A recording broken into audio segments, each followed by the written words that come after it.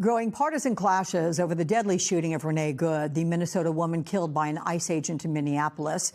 DHS Secretary Kristi Noem doubling down today on her claim Good weaponized her SUV to kill agents and that her shooting was justified. Democrats and others pointing to video that implies otherwise and warning against drawing conclusions before an investigation is complete. It is not acceptable for Kristi Noem and the president and the vice president to make these kind of judgments without there being a full investigation, even though we can see in the videos that have been produced so far that what they are describing is really not what is taking place. Every single thing that I've said has been factual about what's been going on in Minneapolis, what's been going on in Minnesota, and with the incident that we had where we had a tragic loss of life. Joining me now is Pennsylvania Congressman Brendan Boyle. He is the ranking member of the House Committee on the Budget and serves on the Ways and Means Committees. And we're glad to see you, Congressman. Thanks for joining us. So the administration declared the shooting justified. Vice President J.D. Vance said federal agents have absolute immunity from prosecution. This is despite the video suggesting Good was turning her car away from officers. How dangerous is it for the administration to prejudge this incident before an investigation is complete? Well, the short answer is very. You know, we all have seen now many times the shocking and horrific video. Have also seen a few different angles. I certainly have drawn a conclusion from that. That said, there needs to be a free and fair criminal investigation so that we can all see exactly what happened, interview witnesses as well, find out if there's any larger context that the video might not have picked up, and then let the chips fall where they may be. And if someone needs to be prosecuted or held responsible in some way, that needs to happen. The reality is, though, I have absolutely no confidence whatsoever that this administration would do that, since there was such a rush, literally within minutes of the incident happening, to completely exonerate ICE in this matter. So there's a lot of fear. I mean, even in your previous reports a couple segments ago, there were reports there about the fear on the ground in so many of these communities. And it's not just those who are from immigrant communities who feel that real fear at the hands of those who are working for our own government. Yeah. Let me add to your concern that there may not be a full, proper investigation because the administration, as you know, has blocked Minnesota investigators from accessing evidence and claims that the state has no jurisdiction to investigate Good's killing. So, is this an attempt to cover up what really happened? Does Congress have a responsibility to now step in and make some sort of a demand of independent oversight and examine whether ICE's use of force standard is leading to people in this country being killed? Well, Congress needs to do everything that it has ability and control over to ensure that full, fair, and free investigation takes place. There's also responsibility, by the way, on those who serve in the courts as well to make sure that it happens in this matter as it should happen in all sort of police-involved shootings such as this. Let's talk about congressional funding for federal agencies. That's coming due at the end of the month, and some Democrats are now talking about defunding ICE or restricting its authority. Are you prepared to use the appropriations process to force changes in ICE's training and tactics?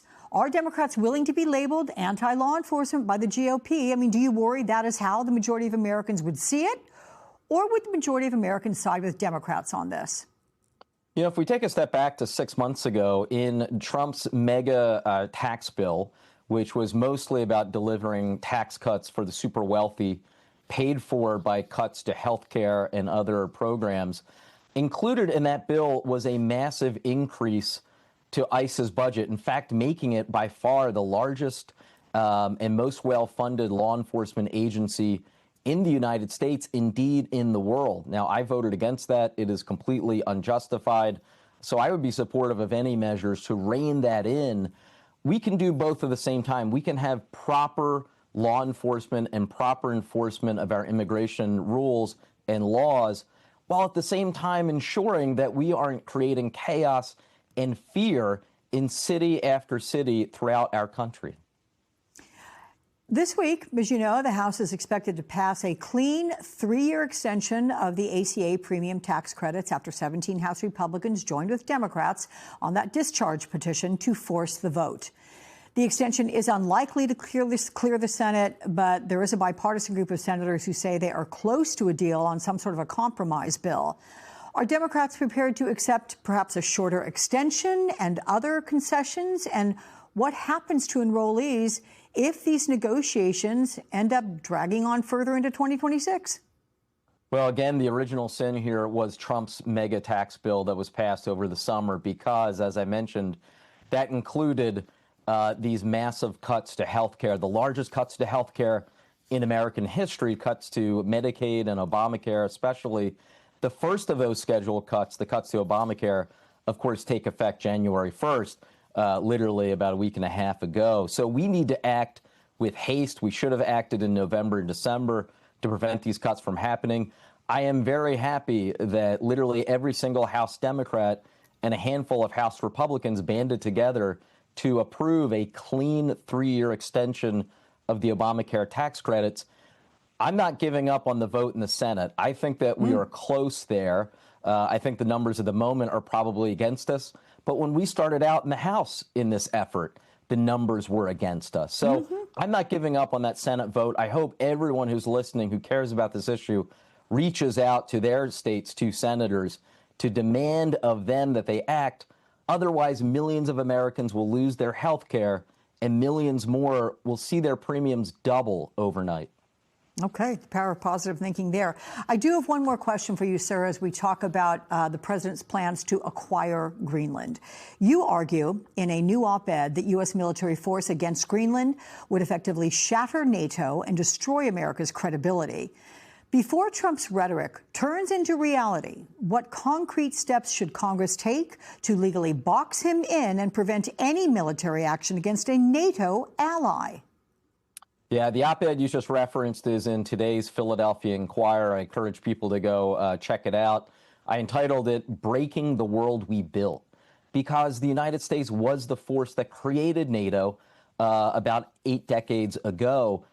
A possible U.S. invasion of Greenland, a possible attack on a NATO ally, make no mistake about it, is not just about Greenland and the 56,000 people who live there. This would be the end of NATO. We would be treated by our Western allies the same way we treated Russia after their invasion of Ukraine 4 years ago. We would become the world's pariah. We would face crippling sanctions that would actually increase costs for the American people. So I can't underline enough just how important this issue is, and that is why we need bipartisan legislation in Congress to prevent this from happening. This is a time for those traditional pre-MAGA Republicans who have been with us to some extent when it comes to funding Ukraine. We need to band together and make sure the worst does not happen and that we break the world that we built and sustained for the last 8 decades. Pennsylvania Congressman Brendan Boyle, thank you so much. Appreciate your time.